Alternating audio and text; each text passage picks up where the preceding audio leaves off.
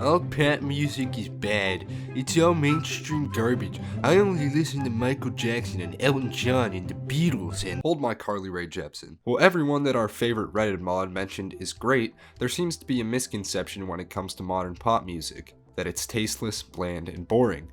Don't get me wrong, a lot of it is, but we shouldn't ignore the marvels that are creating some modern masterpieces. The irony here is that plenty of modern artists are using the same formula that our favorite 80s bands used. Take The Weeknd's last two albums, for example. Blinding Lights sounds like a futuristic version of a-ha's Take On Me, but it still sounds like his own work. There's a reason why it's now one of the most played songs of all time. This 80s synthwave sound is universal. People love it, and it's broad. It's obvious MJ is a huge influence on Abel's musicianship, but if he was ripping off his style, he wouldn't be where he is now. The Weeknd is just one argument that pop is still alive and thriving. His conceptuality with each album proves he's one of the most ambitious artists of the 21st century. New fashion, new art, new theme with each record. Now, I'm using The Weeknd as my first example since he's the most well known, and I want to highlight artists who are popular first to eliminate the stereotype that all mainstream pop is bad. I'm gonna show 3 snippets that showcase his versatility. First, the soft side of him on Out of Time, which highlights his R&B skills.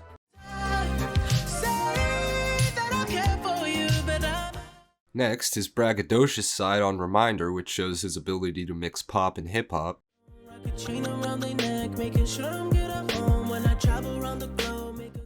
And finally, his early work on House of Balloons, which covers darker subject matter.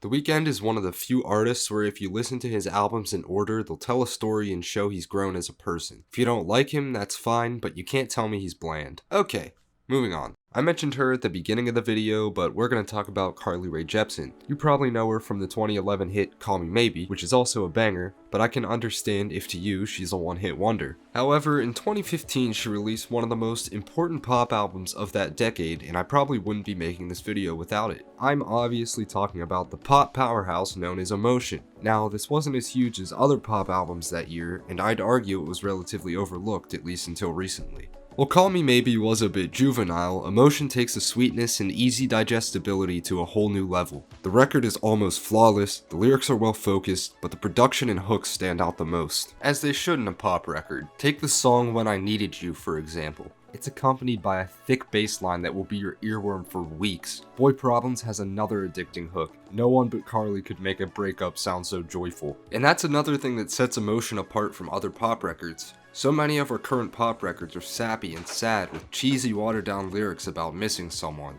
Carly takes a different and healthier approach by using self-reflection and optimism. It makes for more enjoyable and more replay-valued listening. Even when Carly is making one of those sad songs such as Your Type, she's reflecting on the relationship as a way of moving forward instead of complaining that it's not working. While Emotion is packed with happy, fast-paced pop bangers, it's not without a few love ballads too. All that sounds clearly influenced by Cyndi Lauper's Time After Time. It's still using the 80s sound we keep coming back to, but it's a nice way of breaking up the album so the listener doesn't get exhausted. One more thing I want to highlight in Emotion are the bridges. So often, song structure is so predictable and we're usually skipping songs before they're even halfway over. Carly has a way around this that I think a lot of songwriters should take note of. Nearly every song on Emotion has a switch up about 3/4 of the way through, and they really add a lot. Each one builds back into the hook and adds a lot more excitement than there would be without them.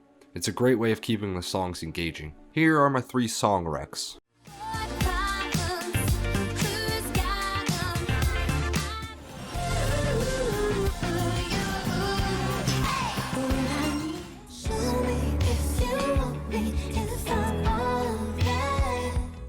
Carly's newest album, Dedicated, has a lot of the same things Emotion does, so if you check out this project and enjoy it, give that one a try too. Now we're gonna get a bit more abstract and talk about dream pop. This isn't the typical pop you'll hear on the radio or be used to, but pretty much an entirely new genre. Whereas typical pop is more focused on creating effective hooks, dream pop focuses more on atmosphere, mood, and sound. Its early roots date back to the 90s, but the album that really revolutionized modern dream pop is Beach House's Teen Dream. It's physically the embodiment of getting high and floating on a cloud. Dream pop is supposed to sound euphoric. The vocals are usually reverb-soaked and the instrumentals are always super lush. While Teen Dream was a revolutionary sound in the early 2010s, it sort of becomes stale. Not the album itself, but the sound it influenced. To the point where a lot of bedroom pop in 2022 sounds exactly the same. But that's why we're here, right? I want to separate the boring from the good. First off, Sleepy Dog. His music is pretty different. There's a lot of guitar distortion going on and the vocals can be a bit rough,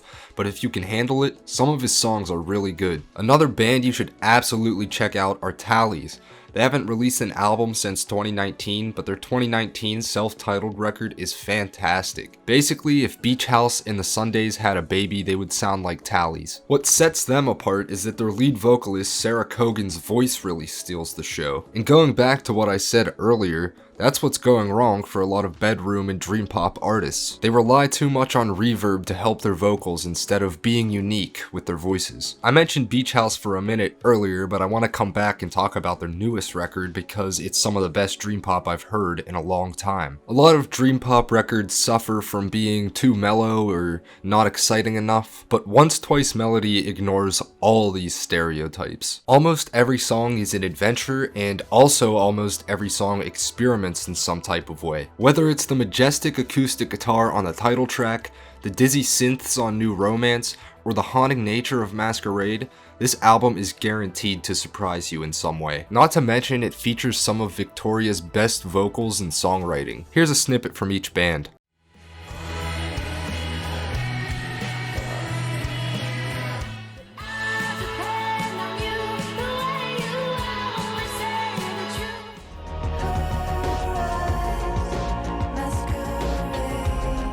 Now I can sit here and talk to you about every single subgenre of pop, but we'd be here until the end of time. So I think for the rest of the video, I'm just gonna highlight pop artists that I think are moving the genre forward. If synth pop was dead, Magdalena Bay single-handedly revived it last year. Mercurial World is an amazing album. Amazing concept, amazing production, amazing song structure. But going back to the beginning of the video, it's not really doing anything new, and you don't have to make good music. Mercurial World doesn't really sound like it's putting you on a different planet, but it definitely sounds like you're in space. This is one of those albums that if I got new headphones, it's one of the first things I would listen to. I don't know how to describe the song Cherry without saying that it's literally an ascension. Songs like Something for Two and You Lose have these really thick drums and synths, and they make the song so good. There's also songs like Dawning of the Season, Hysterical Us, and The Beginning, which really showed their lyrical side. But overall, the album is something I'd recommend to anyone, even if you don't like pop in general. I feel like there's something for everyone here.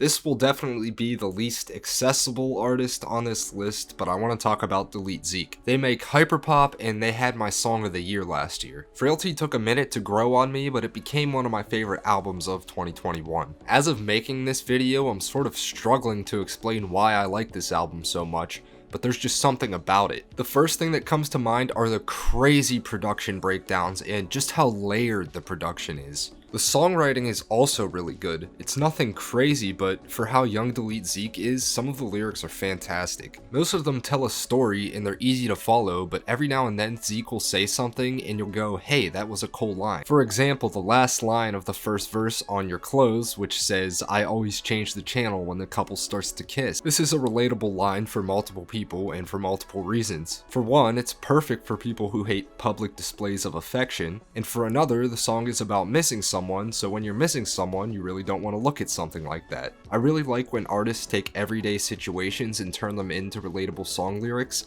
and this is a perfect example of that. Frailty is a really unique and beautiful album, and I can't wait to see what Deletezee does next.